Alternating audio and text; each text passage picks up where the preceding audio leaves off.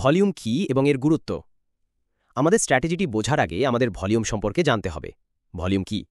Volume একটি নির্দিষ্ট সময়ের মধ্যে কতগুলি বাই অর্ডার এবং সেল অর্ডার এক্সিকিউট হয়েছে তা দেখায়।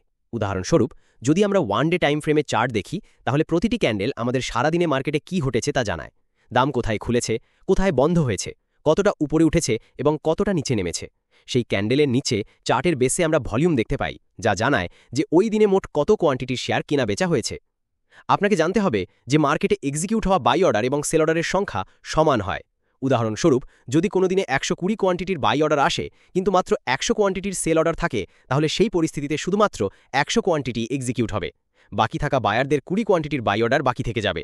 এখানে বায়ারদের 100 কোয়ান্টিটি এবং সেলারদের 100 কোয়ান্টিটি মিলিয়ে ওই দিনের মোট ভলিউম হবে 100।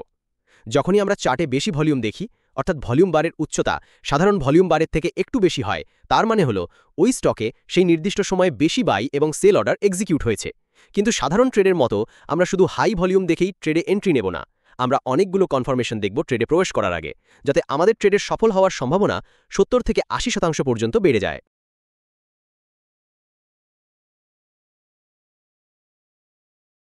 কারণের মাধ্যমে ভলিউম ব্যাখ্যা। লক্ষ্য করুন, যখন দাম বাড়ছিল তখন ভলিউমও বাড়ছিল। এর মানে হল এই আপট্রেন্ডটি আসল এবং শক্তিশালী। কিন্তু যখন দাম নিচে নামছে তখন ভলিউম বারের আকার ধীরে ধীরে ছোট হয়ে যাচ্ছে।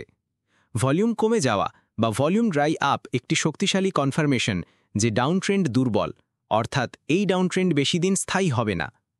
যখনই কোনো ক্যান্ডেল এই ট্রেন্ড লাইনটি বড় ভলিউমের সাথে ব্রেকআউট করবে এবং তার ভলিউম স্বাভাবিক ভলিউমের চেয়ে অনেক বেশি হবে, যেমনটা আমরা এই ক্ষেত্রে দেখতে পাচ্ছি, তখনই আমাদের ট্রেডে এন্ট্রি নেবার জন্য একটি শক্তিশালী সিগন্যাল তৈরি হয়।